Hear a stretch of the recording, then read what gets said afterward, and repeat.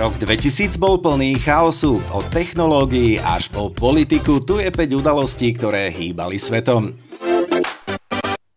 Na prelome rokov 1999 a 2000 sme čakali koniec sveta. Počítače vraj skolabujú, lietadlá spadnú, banky sa zrútia. Realita?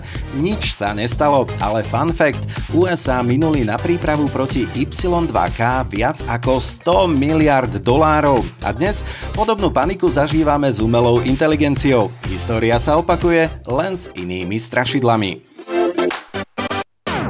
Jedný z najlepších hier histórie, Katie Freeman vyhrala beh na 400 metrov a stala sa symbolom zmierenia Austrálie s pôvodnými obyvateľmi. Ale bol tu aj tieň. Marion Jones získala 5 medailí, ktoré jej neskôr odobrali za doping. Sydney 2000 bol príklad, že šport dokáže spájať aj škandalizovať zároveň. U nás doma bolo tiež veselo. Rok 2000 doznievala éra mečiarizmu, všade sa hovorilo o privatizácii a korupcii.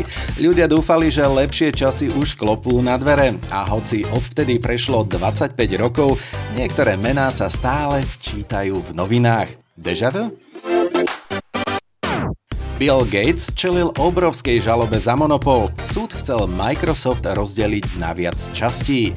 To sa nestalo, ale bola to prvá veľká debata o moci technologických gigantov. A dnes, v roku 2025 máme rovnaké debaty, len o Google, Apple a dokonca aj o TikToku. Dejiny sa recyklujú. Boli to najdramatickejšie voľby v modernej histórii. Florida, prepočítavanie hlasov, súdy. Nakoniec vyhral George W. Bush o pár stoviek hlasov. A svet si uvedomil, že najväčšia demokracia môže byť v chaose. A čo dnes? Po Trumpovi a Bidenovi vieme, že americké voľby sú stále reality show, len s inými hercami. Rok 2000 nám ukázal, že svet sa síce mení, ale škandály a chaos ostávajú. Ktorý si pamätáš ty?